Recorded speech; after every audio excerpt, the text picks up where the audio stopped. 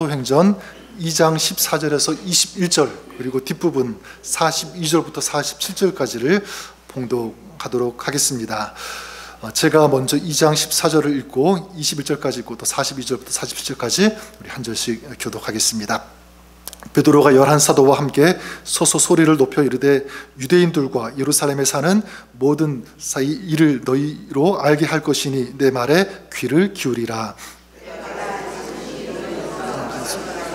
취한 것이 아니라 이는 곧 선지자 요엘을 통하여 말씀하신 것이니라. 일러스되 하나님이 말하시기를 말세에 내가 내 영을 모든 육체에 부어주리니 너희의 자녀들은 예언할 것이요 너희의 젊은이들은 환상을 보고 너희의 늙은이들은 꿈을 꾸리라. 그때 내가 내 영을 내 남종과 여종들에게 부어주리니 그들이 예언할 것이요 또 내가 위로 하늘에서는 기사를 아래로 땅에서는 징조를 베풀리니 곧 피와 불과 연기로다.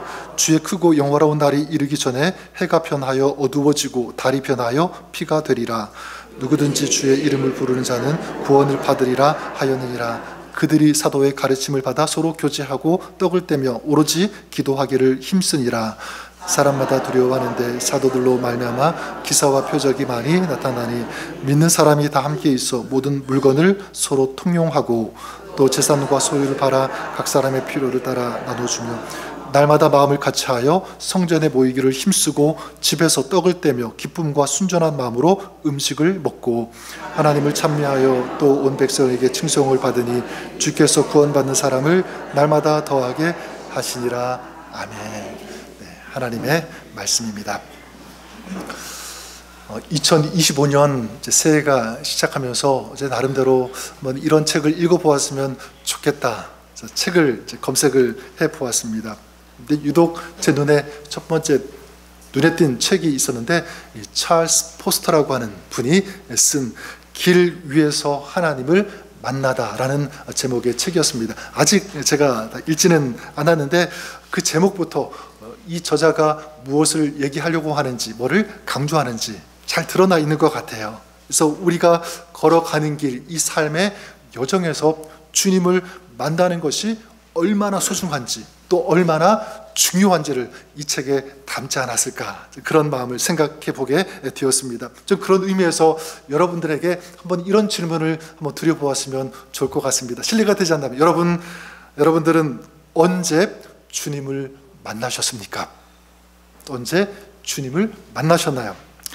세상 사람들은 잘 이해하지 못하겠지만 우리 믿는 사람들에게 있어서 정말 가장 중요하고 그리고 다이내믹한 어떤 그런 순간을 묘사하는 말 중에 하나를 꼽으라면 저는 이것이라고 생각합니다. 주님을 만났다, 그리고 하나님을 만났다, 이 말일 것입니다. 이것은 왜냐하면 우리 일생 일대에 가장 중요한 사건, 놀라운 사건이 우리에게 일어났다는 것을 의미하기 때문에 그렇고요. 또한 그 삶 가운데 정말 근본적인 아름다운 변화가 일어났다라는 것을 뜻하는 말이기 때문에 주님을 만난 것, 그리고 하나님을 만났다는 것은 너무나 중요한 일입니다. 여러분, 교회에 그냥 다닌다는 것과 하나님을 만났다는 것은 비슷해 보이지만 그건 엄청난 차이예요. 완전히 다른 것입니다. 아무리 오래 교회 다녔어도 하나님을 아직 만나지 못한 사람들 있을 수 있죠.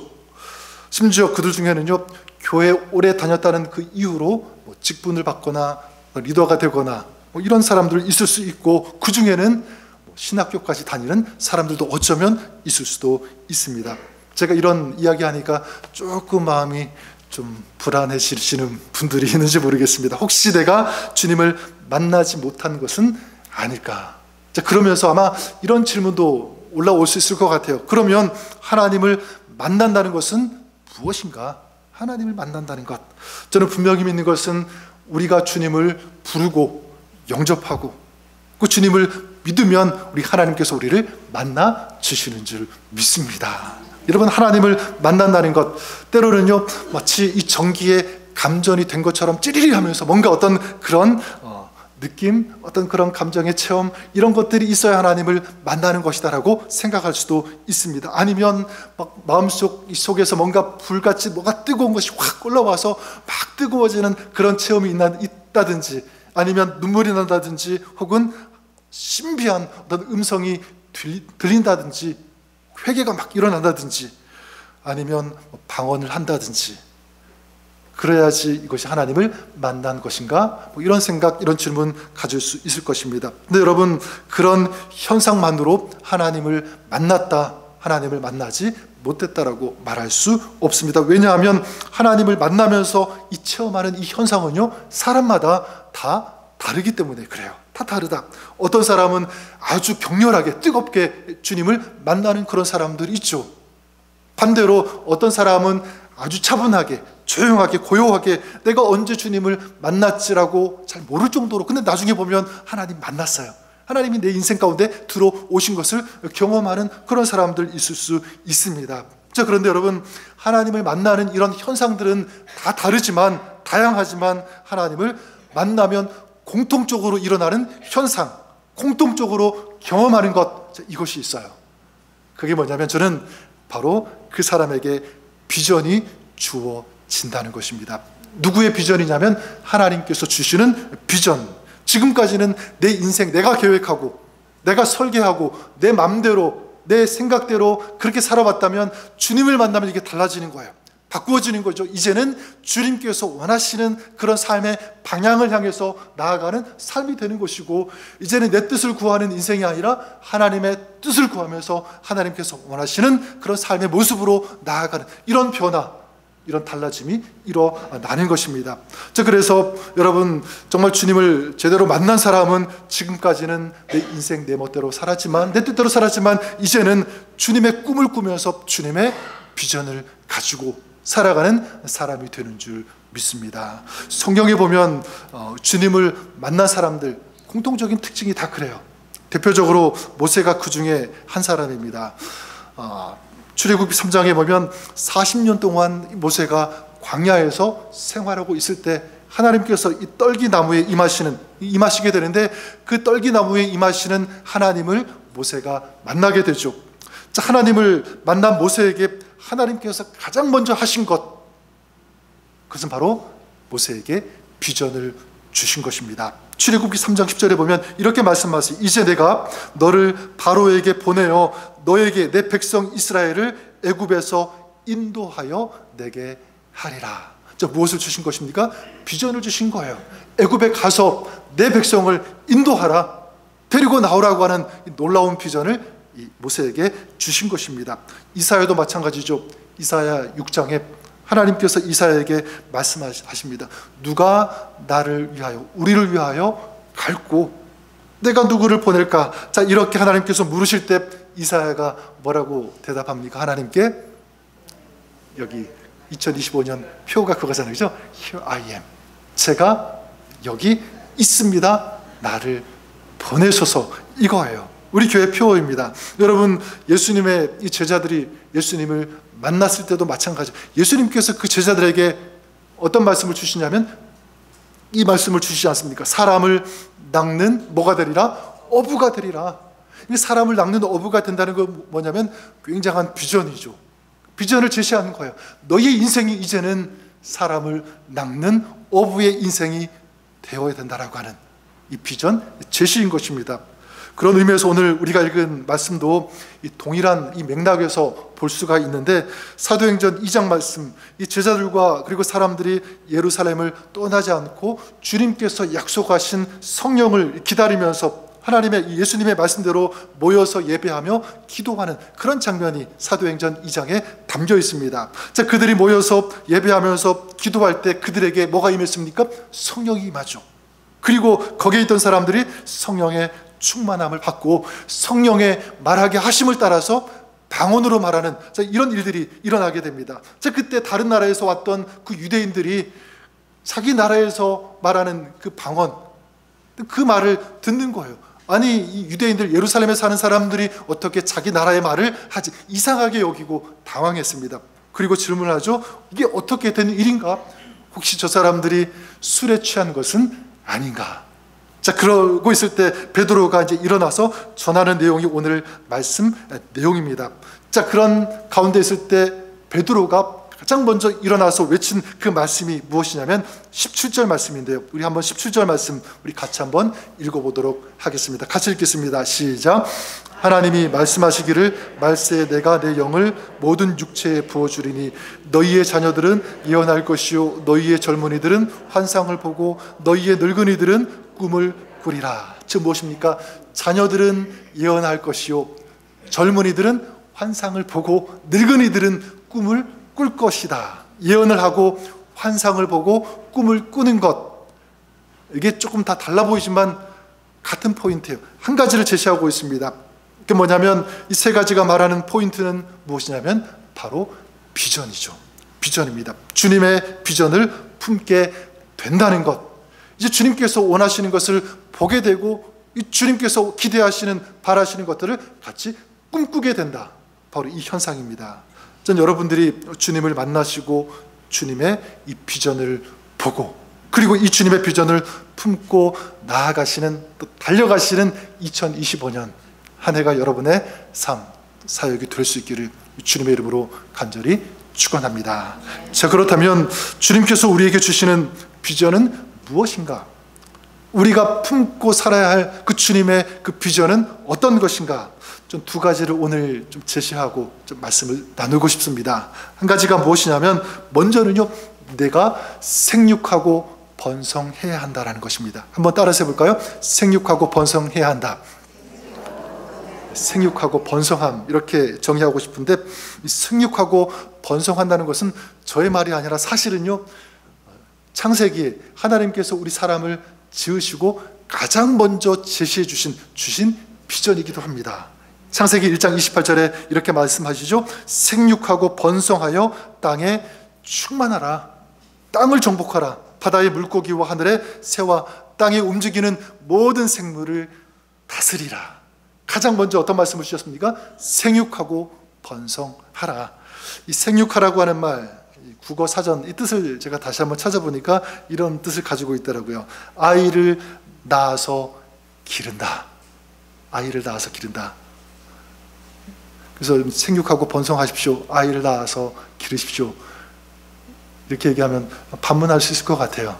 제가 나이가 몇 살인데 아이를 낳아서 기르라고 합니까? 이렇게 생각할 수가 있는데, 여러분 사실 이 생육하라, 이 번성하라는 말은 단순히 이 생물학적인 의미만 가지고 있는 것이 아니에요. 생육하고 번성한다는 것은 뭐냐면 지적인, 감정적인, 의지적인, 더 나아가 영적인 이 모든 분야까지 다 포함해서 말하는 그런 뜻입니다. 그래서 생육하라, 이 파라라고 하는 그런 단어를 사용하고 있는데 어떤 뜻이냐면 결실하다, 그리고 열매를 맺다, 이런 뜻이 있고요. 번성하다는 라바, 증가하다, 자라간다라는 그런 뜻이 있습니다. 자, 그렇다면 이렇게 생육하고 번성하는 것, 결실하고 열매를 맺는 것, 증가하고 자라는 것은요, 나이와 상관이 없어요. 그렇죠? 여러분, 예를 든다면 우리의 인격, 우리의 성품은 나이와 상관없이 자라갈 수가 있습니까? 아니면 그러지 못합니까? 자라갈 수 있죠. 그죠? 나이가 많아도 언제든지 그 인격은 더 성숙해가고 더 자라갈 수가 있고 더 아름다워질 수 있다는 것입니다. 그렇기 때문에 이런 인격의 열매, 성품의 열매, 이런 열매들은요, 나이와 상관없이 얼마든지 맺을 수 있는 그런 것입니다. 또한 영적인 것도 마찬가지죠. 여러분, 영적으로도 나이와 상관없이 우리는 아름다운 열매를 맺을 수 있습니다. 또 영적으로 나이와 상관없이 계속적으로 점진적으로 자라갈 수 있다. 바로 이것입니다. 여러분, 그렇기 때문에 나이와 상관없이 우리가 어떤 상황 가운데 있든지 상관없이 정말 생명력 있는 그런 삶, 가치가 있는 삶, 의미 있는 자라가는 그런 삶 살아갈 수 있는 줄 믿습니다. 그래서 오늘 말씀에 나오는 이 베드로를 보시면 14절 말씀에 이렇게 얘기합니다. 베드로가 11사도와 함께 서서 소리를 높여 이르되 유대인들과 예루살렘에 사는 모든 사람들아, 이 일로 너희로 알게 할 것이니 내 말에 귀를 기울이라. 이제 베드로가 수많은 사람들 앞에서 하나님의 말씀을 전하게 되는데요, 여기서 중요한 포인트는 뭐냐면 저는 이것이라고 생각합니다. 베드로가 어떻게 했냐면 서서 큰 소리로 외쳤다, 이거예요. 큰 소리로 일어나서 외쳤다. 여러분, 사실 이게 그냥 보면 이랬구나라고 생각되어지지만 꼼꼼히 이 말씀을 보면 사실 베드로는요 이렇게 서서 외칠 수 있는 그런 사람이 전혀 아니라는 거예요. 베드로의 직업이 무엇이었습니까? 어부였잖아요. 어부가 사람들이여 내 말에 귀를 기울이라 할 정도로 그런 정도의 사람은 사실 아니었습니다. 또한 베드로가 어땠습니까? 예수님께서 십자가에 못 박히실 때 그때 계집종 앞에서 몇 번 부인했죠? 예수님을 3번씩이나 부인했던, 쭈뼛거리면서 그랬던 사람이에요. 이렇게 숨어서 뒤에서 이렇게 그러던 사람인데 지금 수많은 굉장히 많은 사람들 앞에서 담대하게 일어나서 큰 소리로 외칠 수 있는 것, 이건 사실 어떻게 보면 불가능한 일인데 지금 베드로가 하고 있다는 것입니다. 뭐를 저는 짐작할 수 있냐면 베드로 안에 뭔가 새로운 것이 생겼다는 거예요. 그렇죠? 새로운 힘이 생겼다. 오늘 이 말씀으로 본다면 생육하고 번성했다. 이게 그 안에, 이 베드로 안에 있었다는 거죠. 그런 체험을 한 거예요. 여러분, 어떻게 이런 생명력 있는 그런 삶이 가능할까? 어떻게 이렇게 달라질 수 있을까? 저는 이것 때문이라고 믿습니다. 바로 성령께서 하신 줄 믿습니다. 성령께서. 그래서 여러분 17절 말씀을 다시 보시면 베드로가 이렇게 선포하죠. 내가 내 영을 모든 육체에 부어 주리니. 이게 누가 하신 말씀입니까? 예수님께서 약속하신 말씀이에요. 사도행전 1장 8절 말씀이죠. 주님께서 승천하실 때 제자들에게, 사람들에게 약속하셨습니다. 오직 성령이 너희에게 임하시면 너희가 권능을 받고 예루살렘과 온 유다와 사마리아와 땅끝까지 이르러 내 증인이 되리라. 여기서 보시면 성령이 임하시면, 성령이 임할 때 나타나는 첫 번째 가장 중요한 현상이 무엇입니까? 다른 것 아니죠? 너희가 무엇을 받고? 권능을 받고. 권능, 이 파워예요. 다이너마이트 같은 그런 엄청난 힘. 여러분, 권능을 받고, 그러니까 성령이 임하면 뭐가 생기냐면 삶의 힘과 용기가 생기는 줄 믿습니다. 영적인 이 파워, 힘과 이 능력이 생긴다. 그러니까 사실 이 베드로가 지금 무엇을 받은 거예요? 이 성령의 능력, 이 성령의 파워, 이 힘을 받은 것입니다. 저는 우리에게도 동일하다고 믿습니다. 여러분, 우리에게 이런 성령의 권능이 임하면, 내 힘이 아니라 하늘의 힘, 하늘의 능력이 임하면 우리는 죄악 가운데서도 그 죄를 따라가지 않고 그 죄악에 넘어지지 않고 우리는 그 죄를 이길 수 있는 사람이 되는 줄 믿습니다. 혼란하고 혼탁한 그런 세상 가운데, 거짓된 세상 가운데 우리는 정말 진리의 사람으로, 하나님의 사람으로 제대로 살아갈 수가 있다. 좀 넘어질 수 있지만 다시 일어나서 힘차게 걸어갈 수 있는 생명력 있는 그런 삶 살아갈 수 있다. 언제? 성령이 임하면, 이 성령의 능력을 받으면. 여러분, 그런 삶 바로 생육하고 번성하는 그런 삶인 줄 믿습니다. 그래서 스가랴 4장 6절에도 보면 이스라엘 백성들이 70년간의 포로 생활을 마치고 예루살렘에 돌아오게 되죠. 그런데 보니까 성벽도 재건해야 되고 성전도 건축해야 되는데 다 부족한 거예요. 아무것도 없어요. 자신들의 힘, 이 능력 너무나 초라하고 없다는 것을 알고 탄식하고 있을 때, 그때 하나님께서 어떤 약속을 주시냐면, 이는, 이 모든 것, 이 다시 세워지는 이런 역사들은 너희의 힘으로 되지 않는다. 너희의 능력으로 되지 아니하고 오직 나의 영으로 되느니라. 이 말씀이셨잖아요. 나의 영, 성령의 능력, 하늘의 파워인 것입니다. 저는 그런 의미에서 2025년 여러분의 삶이 생육하고 번성할 수 있기를 주님의 이름으로 간절히 축원합니다.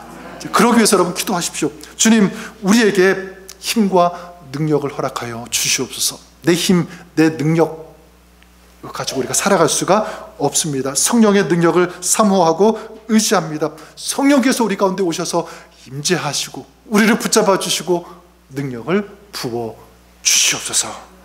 여러분, 우리의 힘과 능력을 할 수 없음을 인정하고 주님의 도우심을 구할 때 우리 하나님께서 여러분들에게, 구하는 자에게 하늘의 새 힘을 더해 주실 것을 믿습니다. 그리고 사람의 힘으로 안 되는 그런 것들, 하나님께서 하늘의 힘으로 바꾸어지는 이런 하나님의 은혜의 역사를 경험할 수 있는 삶이 될 수 있도록 주님께서 인도해 주시고 은혜와 축복을 허락해 주실 것을 믿습니다.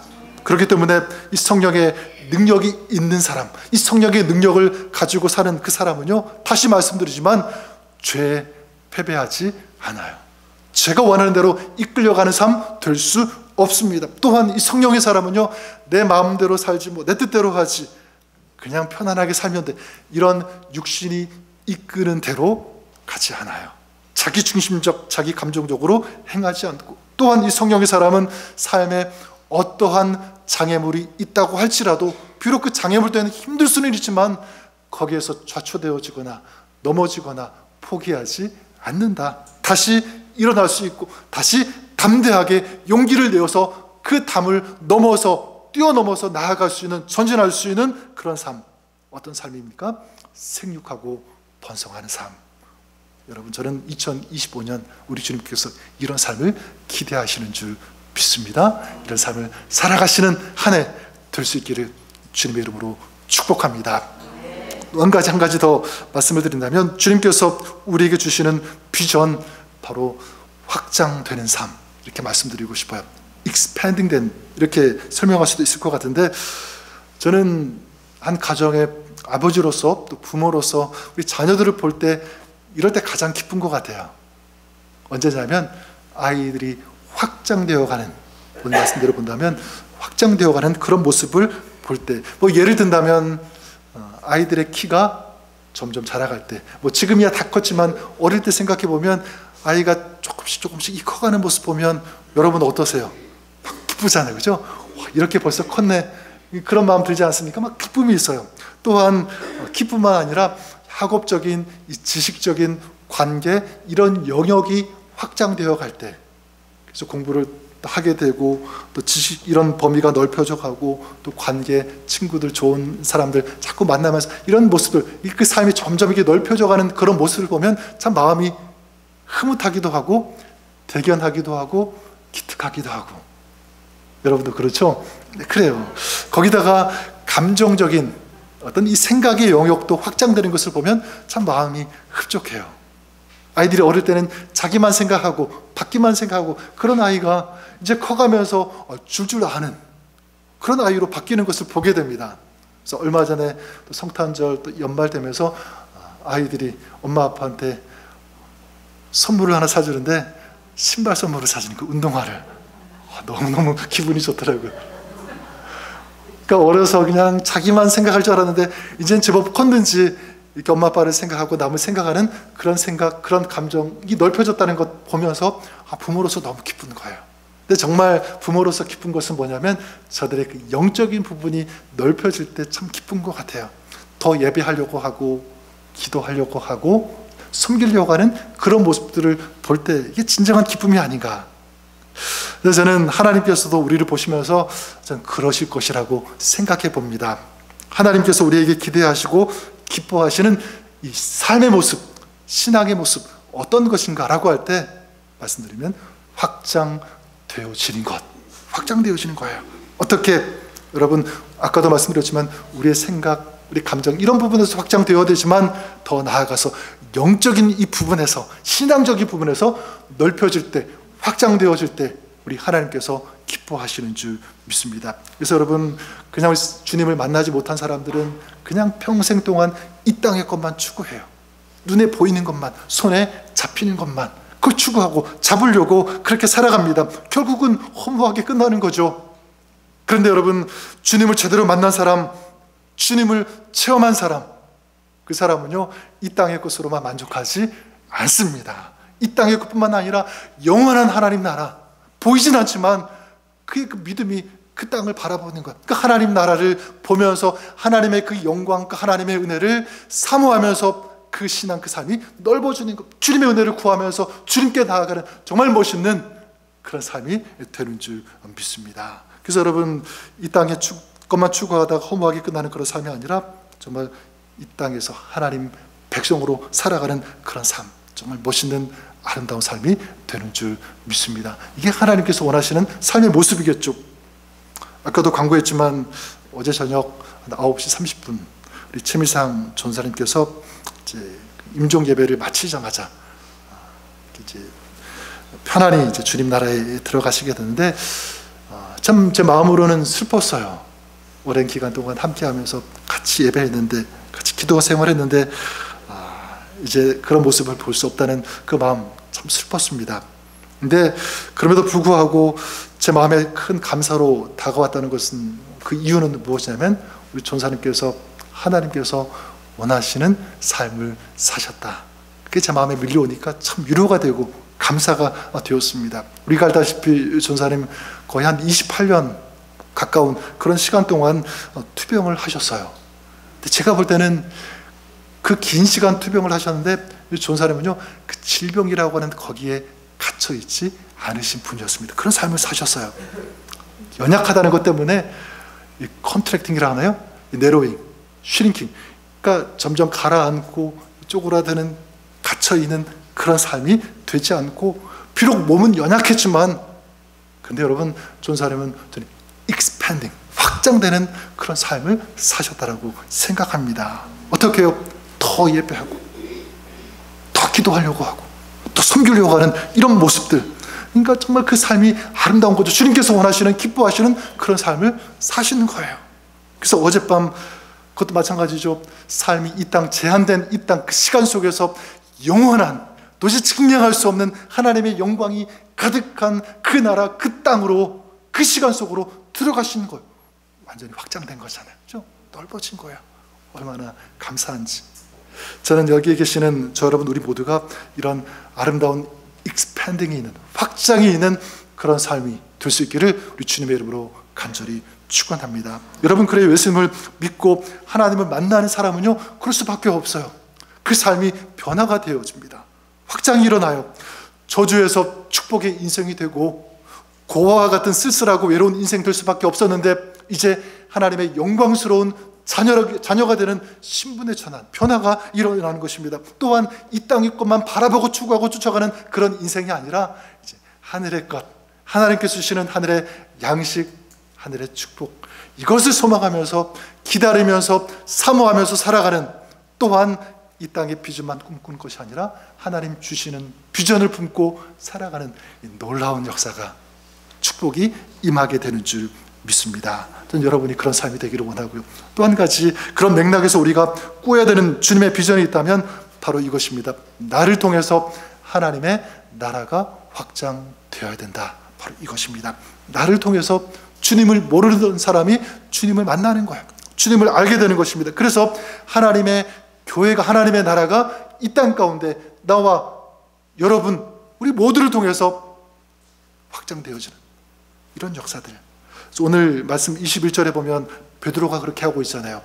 21절에 유명한 말씀 있지 않습니까? 누구든지 주의 이름을 부르는 자는 구원을 받으리라. 성경의 핵심, 이 복음의 진리, 이 핵심을 아주 강력하게 외치고 있는 거예요. 누구든지 주의 이름을 불러라, 믿어라, 그러면 구원을 받는다. 놀라운 외침이죠. 그리고 읽지 않았지만 22절부터 40절까지 사람들에게 복음을 전하게 되죠. 내가 알고 있는 하나님, 이 복음에 대해서, 내가 체험한 복음, 예수님을 전하고 있습니다. 우리를 위해서 주님이 죽으셨다, 다시 부활하셨다. 생명이 되신, 구원이 되신, 진정한 소망이 되신 예수님을 전하고 있는 거예요. 자, 그랬더니, 그렇게 복음을 전했더니 주님을 믿고 돌아온 자가 몇 명이라고 말씀에 기록되어 있냐면 무려 3,000명이나 돌아온 것입니다. 복음이 어떻게 되는 거죠? 확장된 거예요. 하나님의 나라가 확장된 것. 그뿐만이 아니라 우리가 읽은 44절부터 47절까지 거기에 보면 믿는 사람들이 어떻게 됩니까? 서로 물건을 통용하게 되죠. 또 소유를 팔아서 사람들의 필요를 나눠주게 되고, 마음을 나누고 마음을 같이 해서 같이 기도하고 예배하는 이런 모습들. 자, 그랬더니 주님께서 구원받는 사람들의 그 수를 더하시는데 굉장히 많이 더해지는 그런 역사들. 그래, 여러분, 한 사람이 성령으로 충만하니까, 주의 능력을 힘입으니까, 그리고 그 능력과 그 힘을 가지고 복음을 전하니까 어떻게 된 거예요? 복음의 역사가 일어난 줄 믿습니다. 구원받는 사람들이 늘어났다. 교회가 교회다워지고요. 그리고 하나님의 나라가 확장된 줄 믿습니다. 저는 2025년 저와 여러분 우리 모두가 우리가 이런 비전을 가졌으면 좋을 것 같아요. 기도하십시오. 하나님, 베드로를 통해서 많은 사람들이 하나님을 만난 것처럼 나를 통해서 하나님의 나라가 확장되게 하여 주시옵소서. 주님을 만나지 못하고 주님을 알지 못하고 하나님의 은혜를 모르는 그런 사람들이 주님을 알게 되는 이 역사, 이게 정말 주님께서 꿈꾸는 비전, 우리에게 원하시는 기대 아니겠습니까? 2025년 저 여러분들이 이 비전을 가지고 나아갔으면 좋겠습니다. 또 우리 교회 CM과 EM, KM, 우리 모든 부서들, 다락방, 여기에 하나님의 나라가 확장되는 이 은혜, 이 역사 있게 하여 주시옵소서. 말씀을 정리합니다. 여러분, 생육하고 번성하는 것, 하나님의 나라가 확장되는 것, 우리 주님의 비전인 줄 믿습니다. 여러분들이 2025년 이 비전을 우리가 알고 가슴에 품고 꿈꾸면서 달려가시는 그런 2025년 한 해가 될 수 있기를, 그럴 때 우리 주님께서 여러분들을 축복하시고 동행하시며 하늘의 은혜와 능력을 부어줄 것을 믿습니다. 이런 아름다운 삶, 복음의 삶, 주님의 비전이 있는 그런 삶을 살아가시는 저 여러분 우리 모두가 될 수 있기를 우리 주님의 이름으로 간절히 축원합니다. 우리 한번 말씀 생각하면서 우리 한번 기도했으면 좋겠습니다. Here I am. 주님, 제가 여기 있습니다. 나를 보내소서. 제가 여기 있습니다라고 하면서 나를 보내달라고 하면서, 근데 내 마음속에 주님 주시는 비전이 없다면 어디로 가야 될지 모를 것입니다. 여러분이 하나님 사람으로 주님의 종으로 이 시대 가운데 아름답게 쓰임받기 위해서 가장 선행되어야 되는 것, 있어야 될 것, 주님의 비전인 줄 믿습니다. 여러분 기도하십시오. 하나님, 내가 먼저 생육하고 번성하게 하여 주시옵소서. 성령의 충만함 허락하여 주시옵소서. 이 하늘의 능력을 저희들에게 허락하여 주옵소서. 그리고 기도하십시오. 하나님, 이제 나도 하나님 나라를 확장시키는 데 쓰임받는 주님의 종, 하나님의 사람 되게 하여 주옵소서. 제가 여기 있습니다. 주님, 저를 사용하여 주옵소서. 뭐 이런 마음 우리 주님 앞에 올려드리면서 결단하면서 우리 같이 기도하는 시간 갖도록 하겠습니다. 같이 기도하겠습니다. 하나님.